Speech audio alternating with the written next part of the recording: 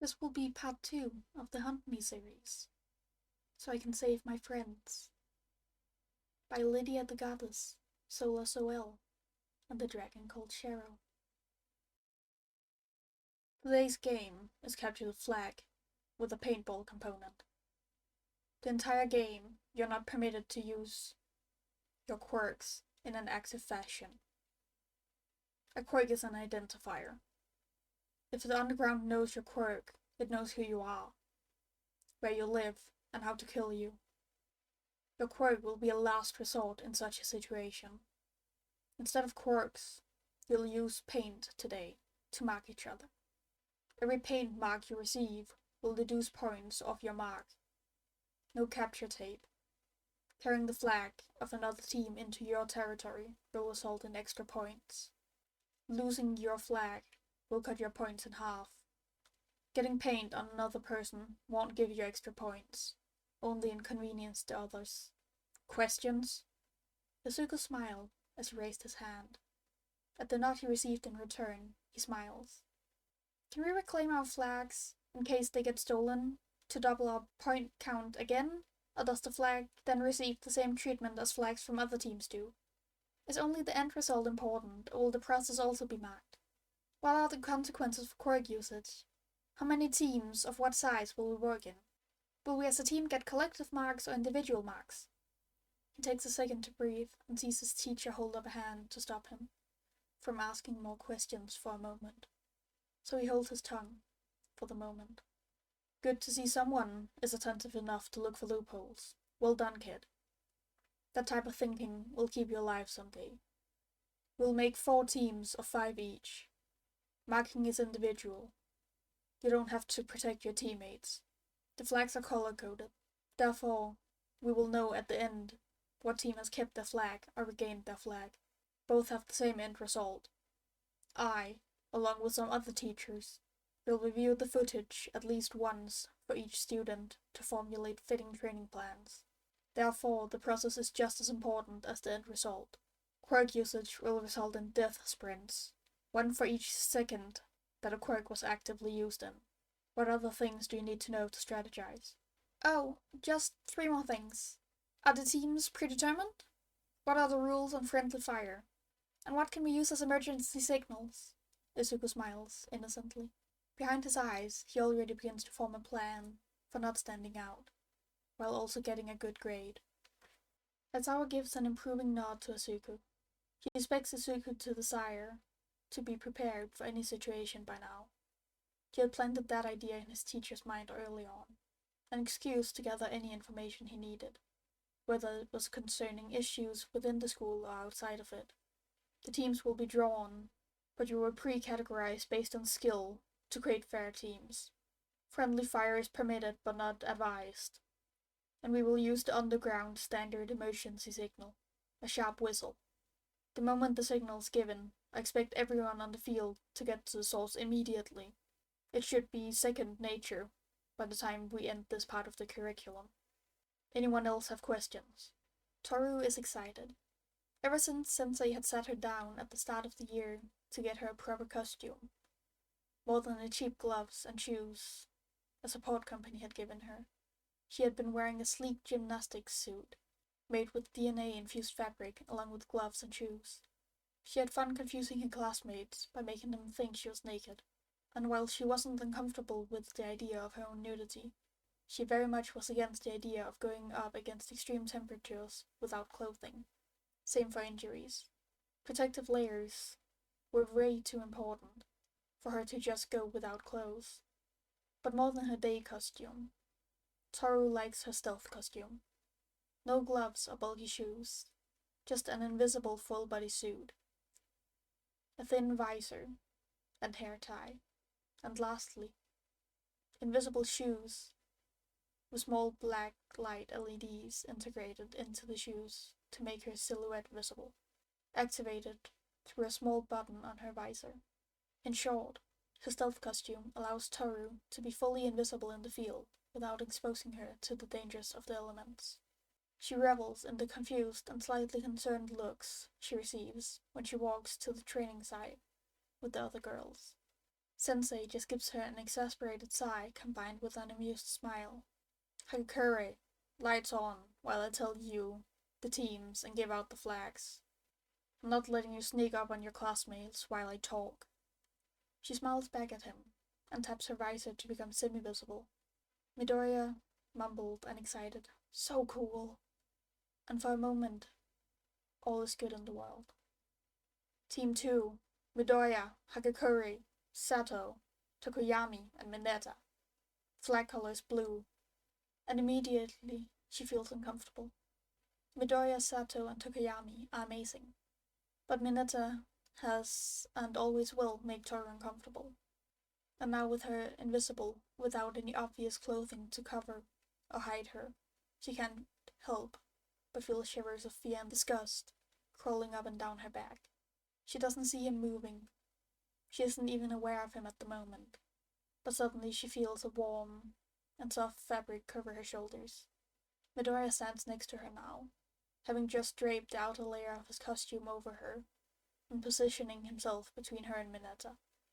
"Don't worry, Hagakure. I won't let him hurt you, okay? We have permission to use friendly fire, and there is an emergency signal. I'll make sure you're safe." She looks up at him with wide eyes, but his face isn't even turned towards her. Instead, he is locked on Mineta, who keeps creeping closer to her. The purple boy isn't even aware of the glare fixed on him, of the danger he's in. "Hagakure, turn your light off the moment Sensei sends us off. I want you fully invisible while we strategize and during the task. You'll be our lookout, observing the location of our flag. You can let it get stolen, but never let it leave your sight. I trust you to take it in the last 30 seconds of the exercise, and get it back into our territory, along with any other flags you can comfortably take during that time period. Think you can handle that?" She nods. "Sure, but I will need a distraction for the time." Midoriya turns to look at her, a soft smile on his lips, and a dangerous glint in his eyes. "Leave that to me. Speaking of which, your signal for the 30 seconds will be a whistle. I'll call an emergency, give you a free field to work with, and get rid of a certain purple problem. Do you think Sensei will give Mineta negative points if he gets too many paint marks?" Toru giggled. "I'm not sure, but I am suddenly very curious. Thank you, Midoriya." His eyes become warmer. "No legal names in the underground, okay? Let's stick to hero names. The moment the exercise starts for everyone we work with.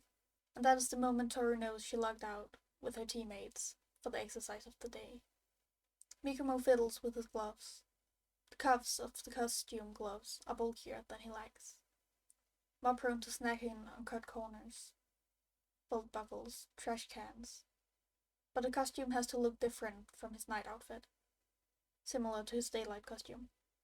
And while Mikumo could walk around at night in a sleek suit, with a vest and probably done tie to attend meetings with mob bosses, gang leaders, and the like, to establish the Akatani dominance and law, Izuku had to tie his tie clumsily, as if he never learned how to, as if he couldn't even follow a video guide.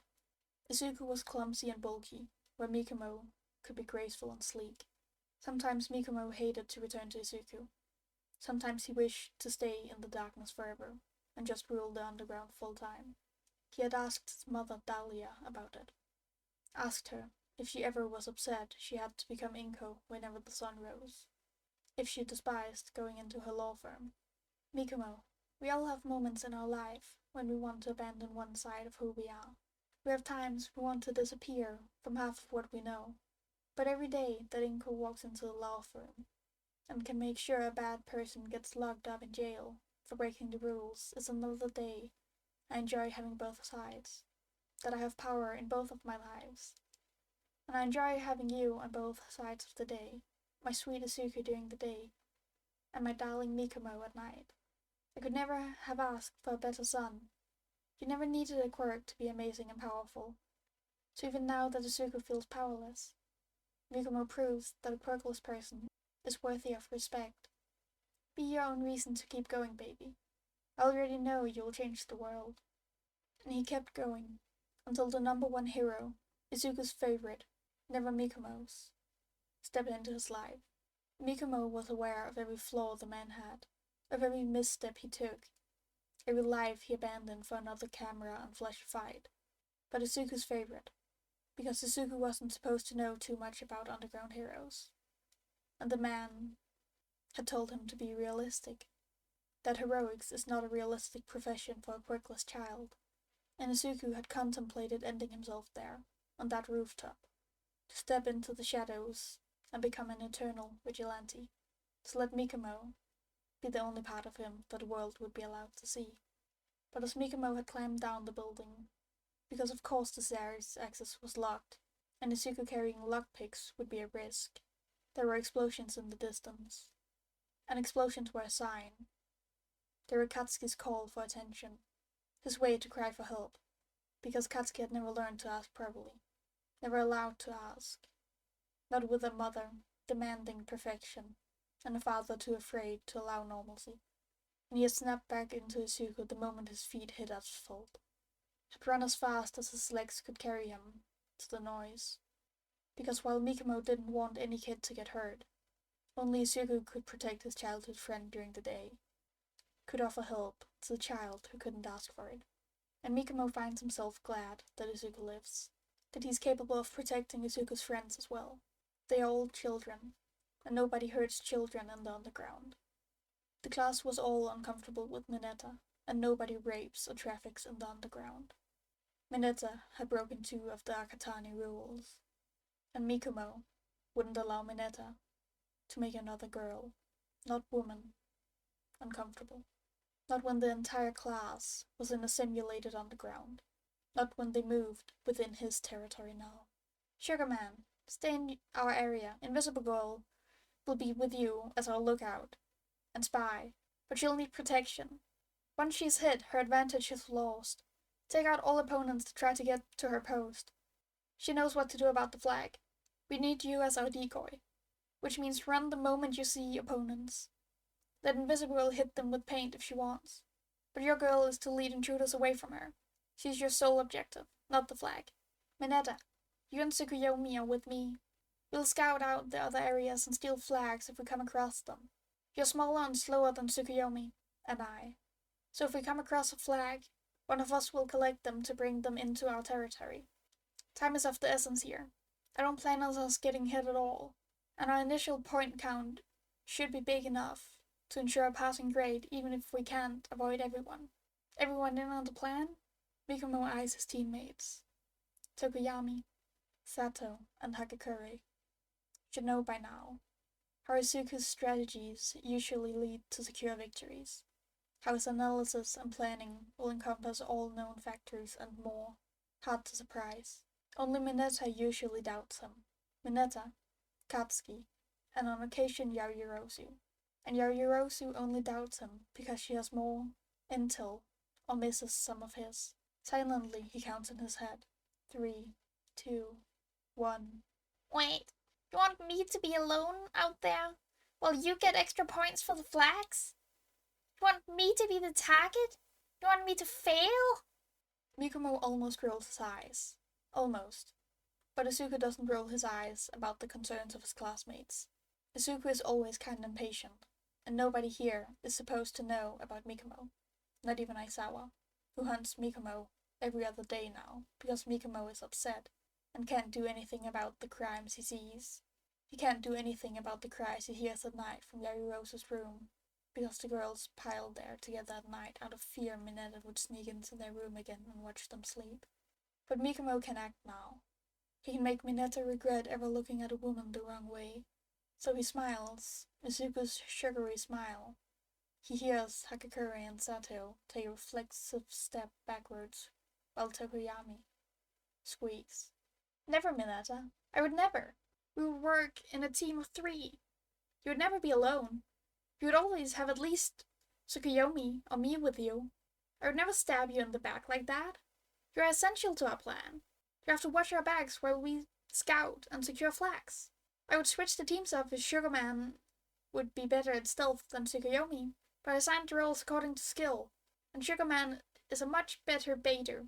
You see, Mineta, you wouldn't be fast enough to keep Invisible Girl safe, but your eye for detail is good, and I trust you to look after Tsukuyomi and I. Mineta squints at him, but Mikumo just smiles brighter.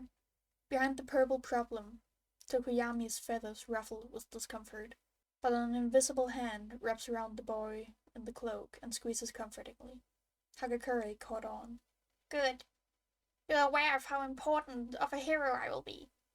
Once I hit my growth spurt, nobody will be able to resist my charms.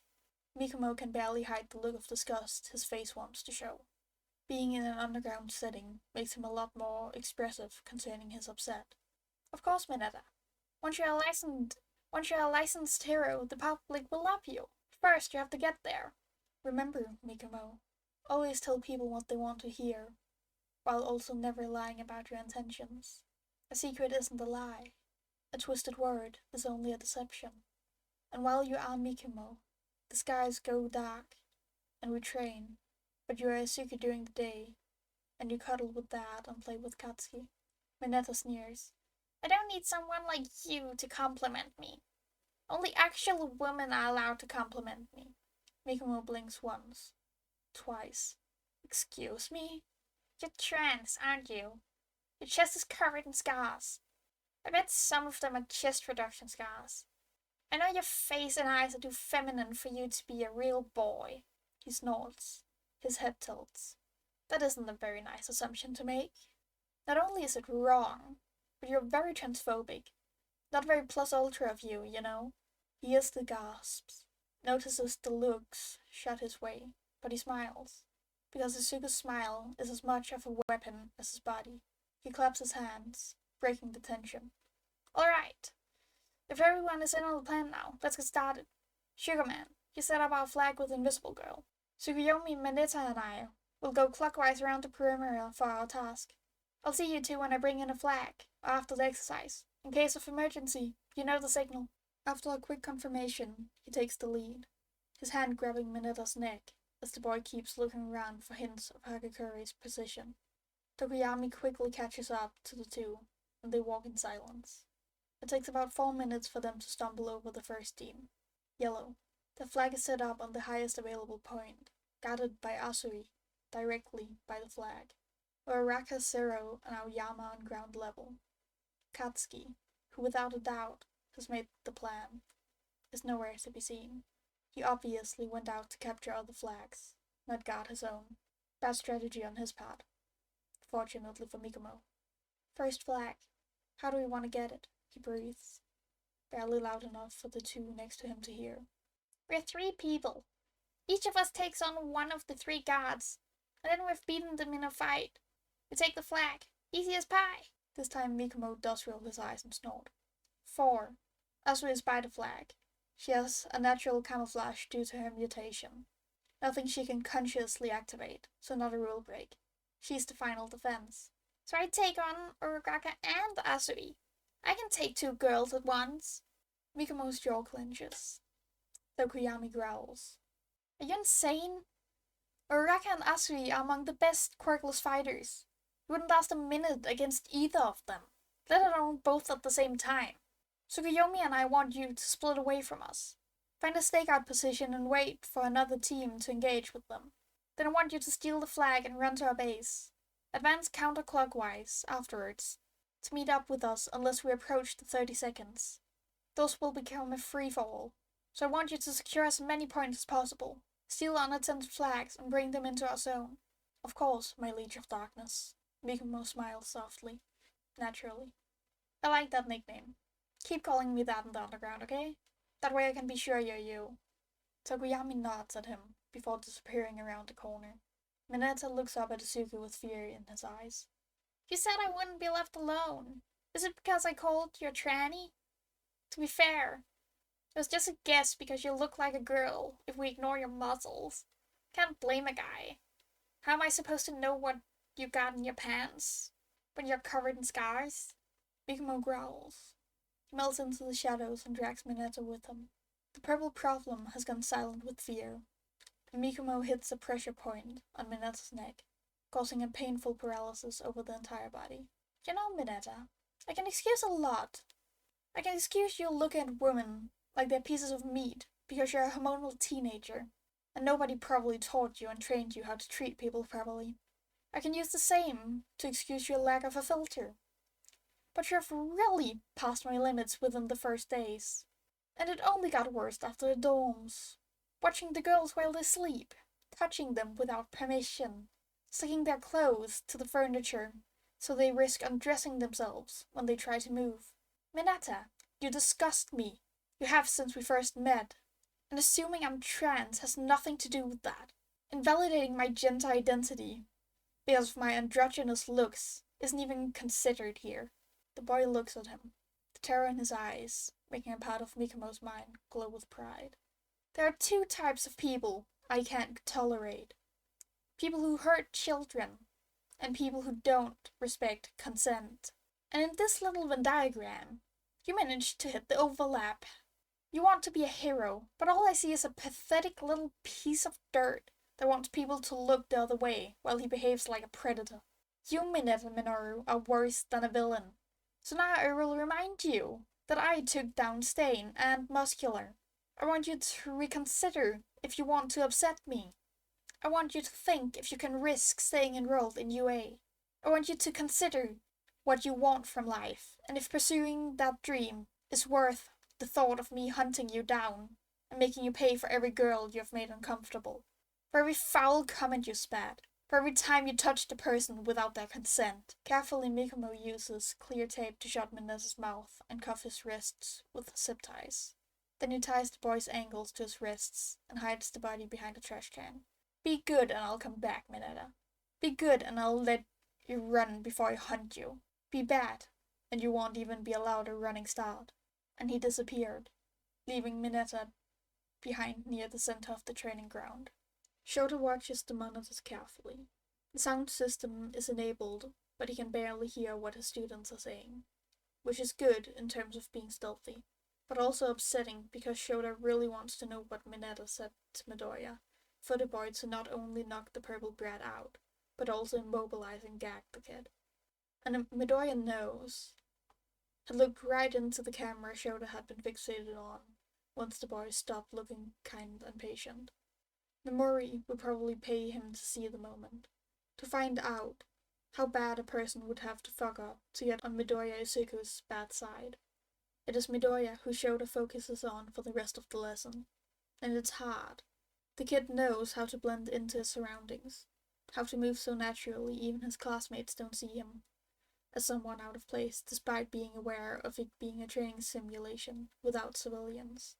Midoriya steals the flags of Team Green and Red without the teams even noticing, and he places them in the center of the training ground, the area where all territories meet, the place all teams avoid due to it being an unspoken no man's land. Then Midoriya picks up Mineta and displays the boy like a piñata, or trophy, by suspending him from a lamppost. And the kid just sits down and waits for the clock to run down. Perfectly at the 30-second mark, he lifts himself to his feet, lets out a sharp whistle, and rips the tape that has kept Mineta silent away.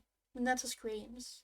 Midoriya slashes a paint knife at Mineta's throat before he runs off with the two flags in hand. He's barely out of sight when the first person appears near Mineta.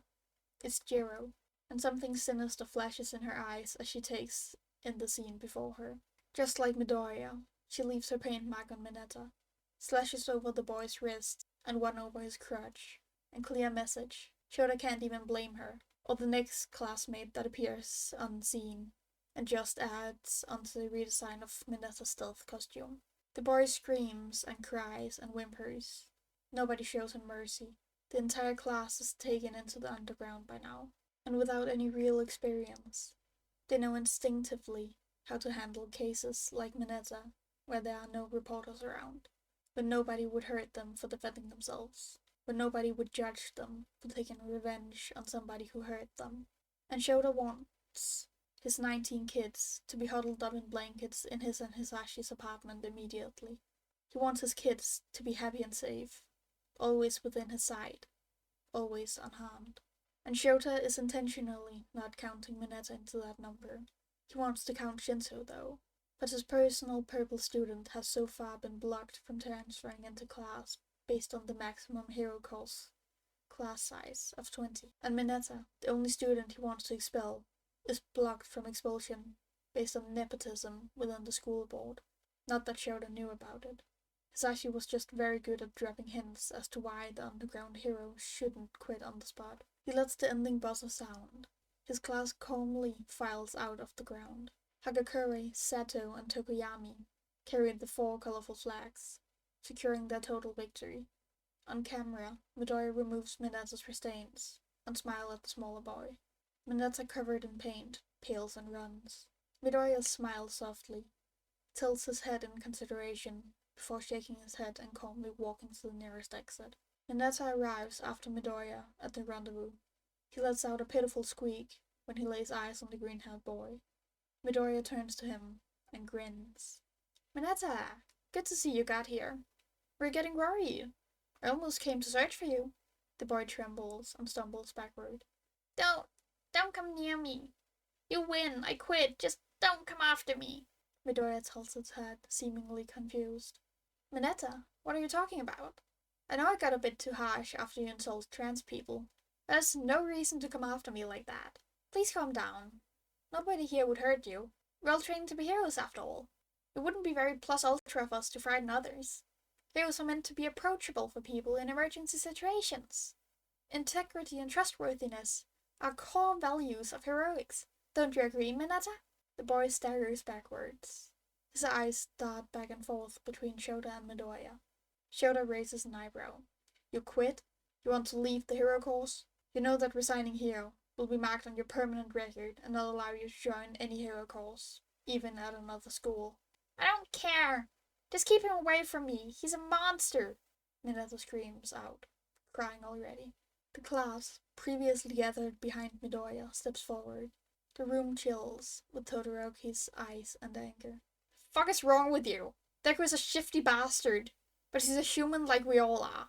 And he sure is more than twice the human you are. Bakugo's fury is hot and explosive, like his quirk. He spits out insults at the same time he defends Midoriya. A bulky black glove wraps around the blonde's shoulders. It's okay, Kachan. If Mineta really is so offended by my presence, I'll just have to stay out of his sight. It wouldn't be too hard. I did it during our time in middle school to avoid the upperclassmen. It would just be an extra stealth exercise during class to see how still I can be. At least this time I wouldn't risk the teachers muzzling me if I do mumble. Bakugo scowls. Uraraka looks ready to throw up. Todoroki's arm is covered in frost, and Shouta feels ready to kill. From the start of the year, Midoriya had appeared like an obvious problem child. Shouta hadn't looked too deep into it. Not with the kid being his target for expulsion on the first day, and afterwards he hadn't even reconsidered looking into the boy's files. But being muzzled by teachers, avoiding upperclassmen, the displayed anxiety, and stealth skills, those are signs of institutionalized abuse. Just what reason would anyone have to discriminate against a sunshine child like Midoriya? What would have to be wrong with a person to intentionally harm Midoriya, his problem child? Well, Mineta, if you're sure, go up to Nezu. I'm sure he would be happy to help you finalize everything. If you want to add in a formal complaint about Midoriya, do so. Midoriya snorts. Bakugo scoffs at the same time. They mirror each other like that sometimes. Only that Bakugo is louder and covers Midoriya's sounds. Congrats to Team Blue, by the way, for securing all flags. You will receive your marks for the exercise next week. Go get changed, Hellions. Midoriya, wait a moment with me. Mineta is the first to get into the changing rooms.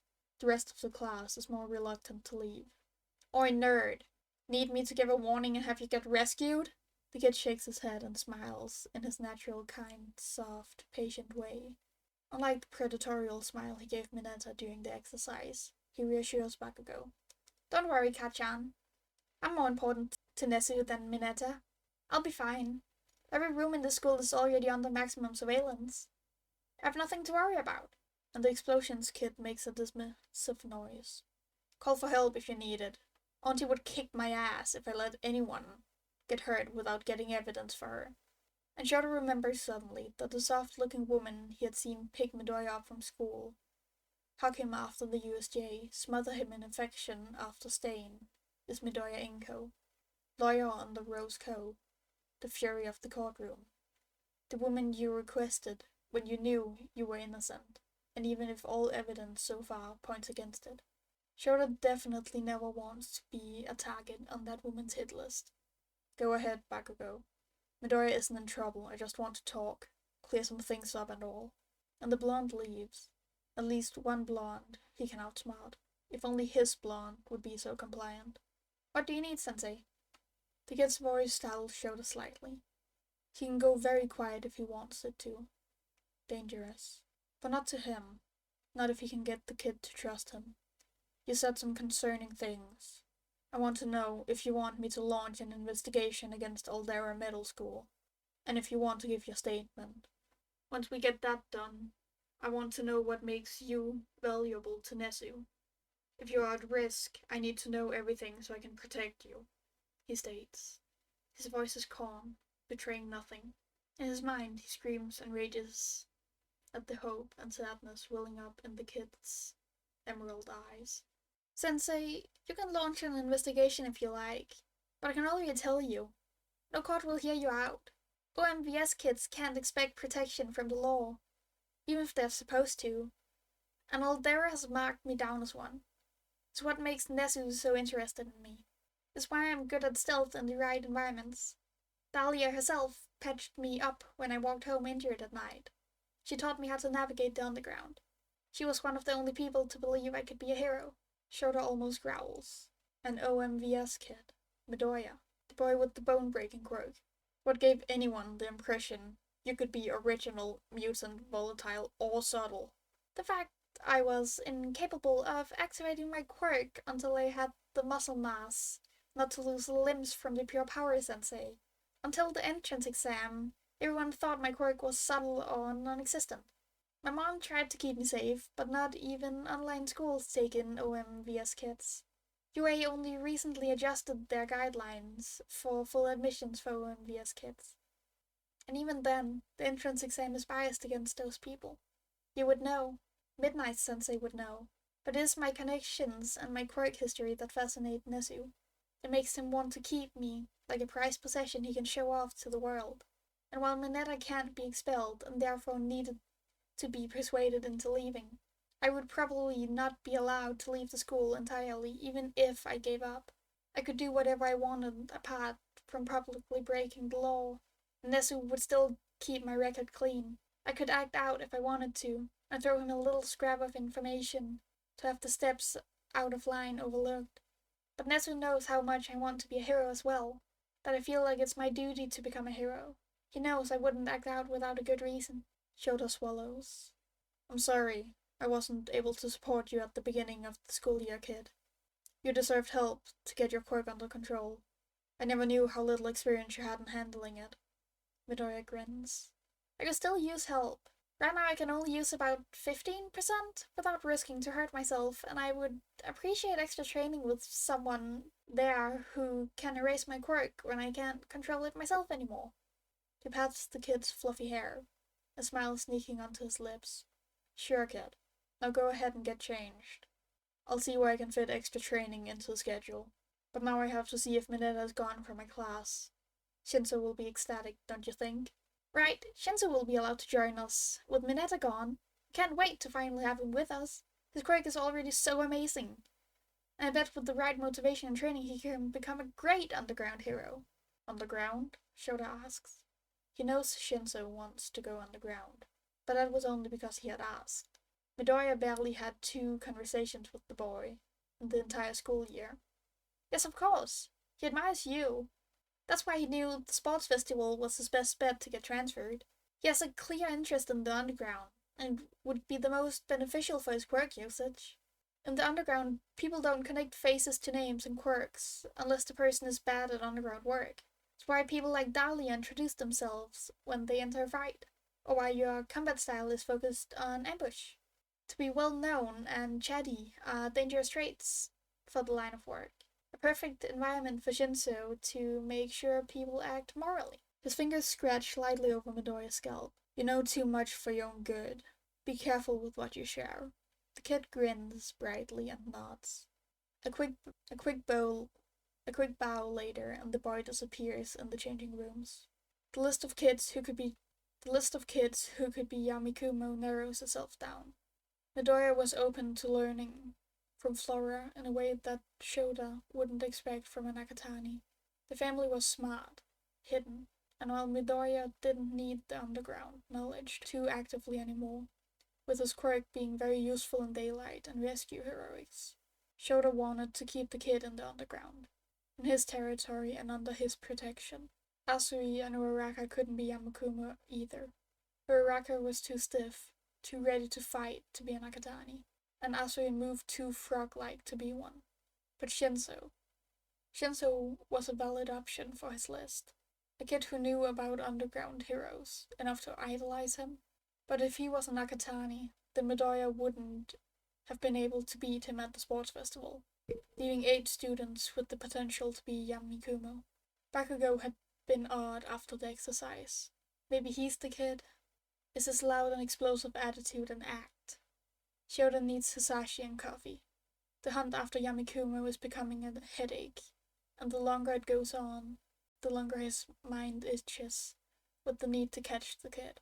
Not that the Akatani would give him the advantage and allow himself to be captured in Shota's scarf.